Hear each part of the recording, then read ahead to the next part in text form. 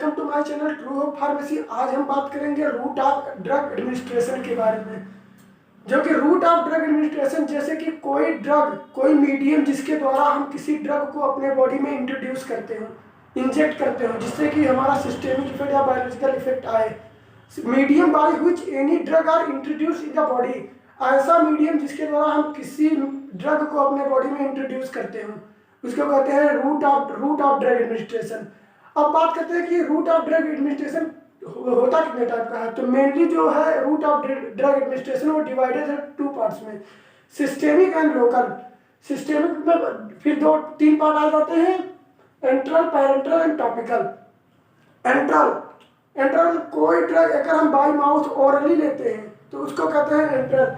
Enteral में कोई drug को ओरली सबलिंगुअली मतलब किसी ड्रग को बीनीथ द टंग में, जीभ के नीचे किसी ड्रग को लेते हैं तो उसको हम कहते हैं sublingual route of drug administration. अब बात करते हैं पैरेंट्रल की। जो पैरेंट्रल है, पैरेंट्रल मेनली डिवाइड होता है तीन पार्ट में, injection, inhalation and others. Injection, inhalation, transdermal और ट्रांसम्यूकोशनल। अब बात करते हैं इंजेक्शन की।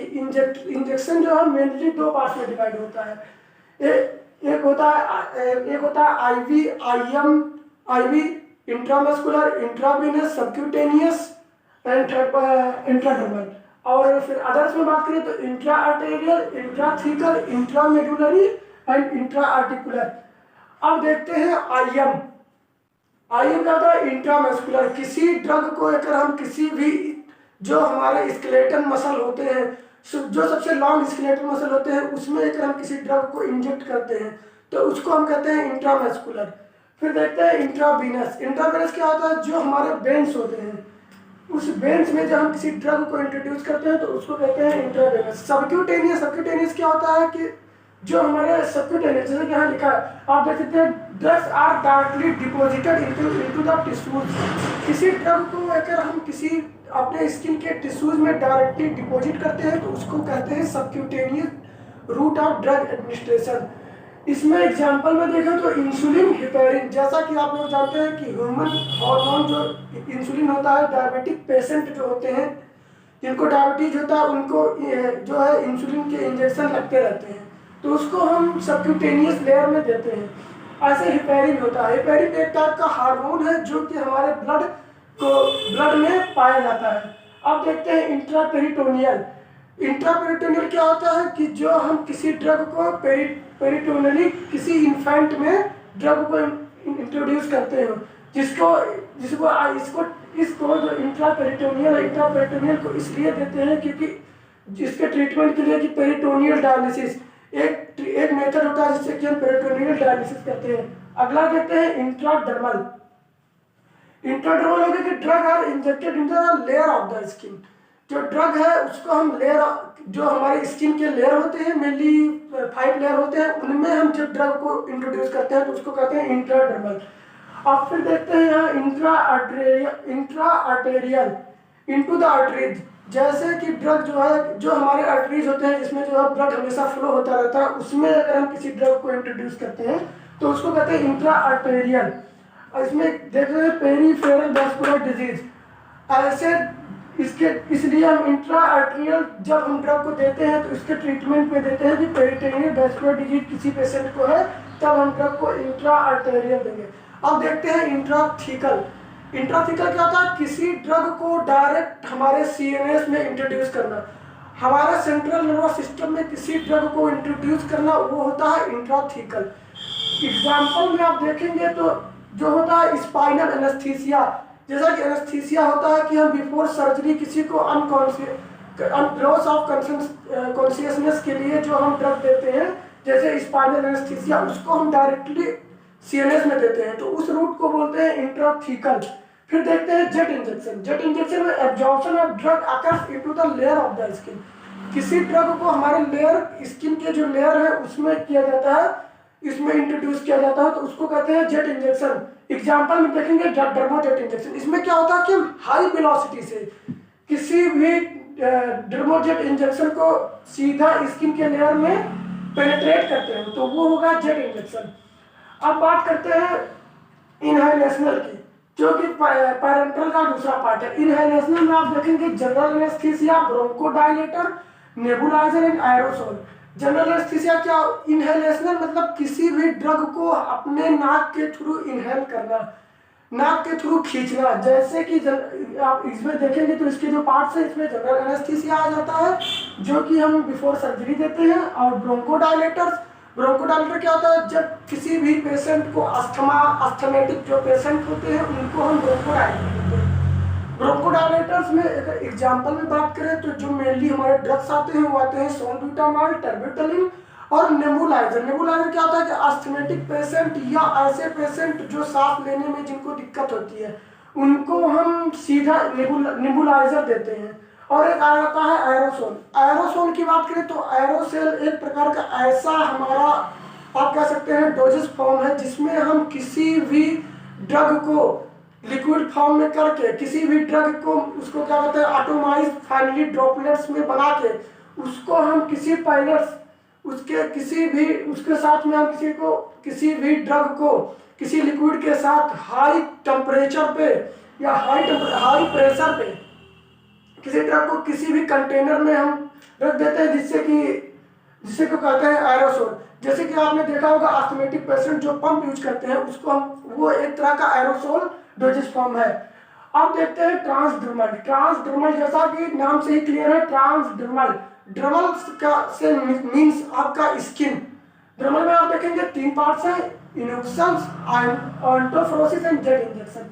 इनुक्शंस क्या होता है कि किसी भी ड्रग को अगर हम अपने स्किन पे किसी स्पेसिफिक पार्ट पे रब करते हो और वो ड्रग हमारे बॉडी में इंड्यूस हो जाता है और अपना सिस्टेमिक इफेक्ट प्रोड्यूस करता है।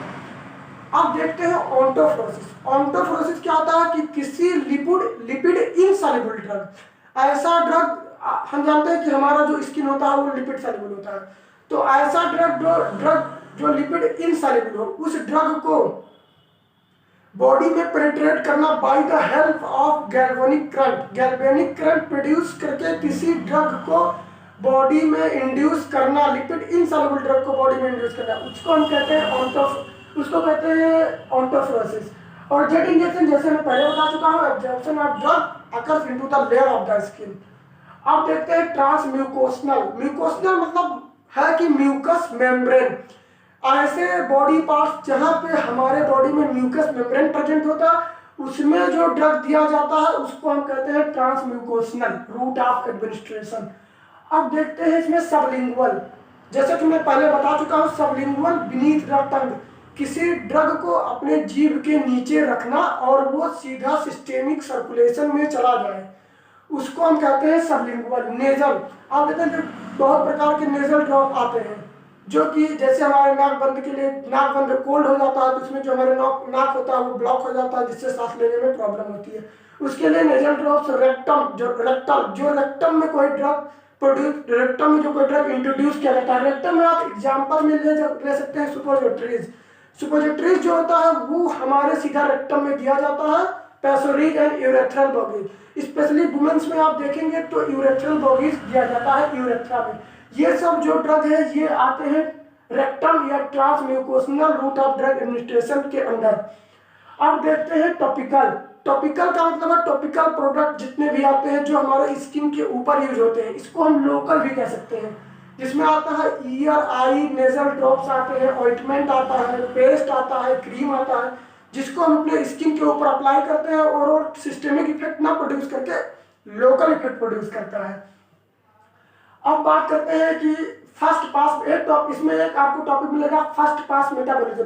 लेकिन फर्स्ट पास मेटाबॉलिज्म का बात करने से पहले मैं आपको बता दूं कि जितने भी ये रूट ऑफ ड्रग एडमिनिस्ट्रेशन है सबको आपको इसके एडवांटेज और डिसएडवांटेज लिखना जरूरी है, क्योंकि पीसीआई सिलेबस के अकॉर्डिंग जो इसके एडवांटेज और डिसएडवांटेज लिखना एग्जाम में आपको जरूरी रहेगा, जिसके लिए आप पद्मजा उदय कुमार मेडिकल फार्माकोलॉजी की बुक प्रेफर कर सकते हैं, या तो फिर एक बुक है लिपिन कोड फार्माकोलॉजी जो लेटेस्ट एडिशन लिपिन कोड की है, वो बुक भी आप प्रेफर कर सकते हैं।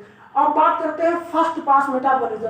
इसको प्री सिस्टेमेटिक मेटाबॉलिज्म भी कहते हैं। इसमें क्या था, metabolism of drug, metabolism of drug during the passage of site of action from the site of action to the systemic circulation। किसी ड्रग का मेटाबॉलिज्म सिस्टेमिक सर्कुलेशन में पहुंचने से पहले किसी ड्रग का जो मेटाबॉलिज्म होता है उसको कहते हैं हम फर्स्ट पास मेटाबॉलिज्म या प्री सिस्टेमेटिक मेटाबॉलिज्म। इसमें क्या होता है, किसी ड्रग को यदि हम ओरली लेते हैं तो वो ड्रग क्या होता है, गट वाल में या लीवर में जाके मेटाबोलाइज हो जाते हैं और इसको कहते हैं फर्स्ट पास मेटाबॉलिज्म।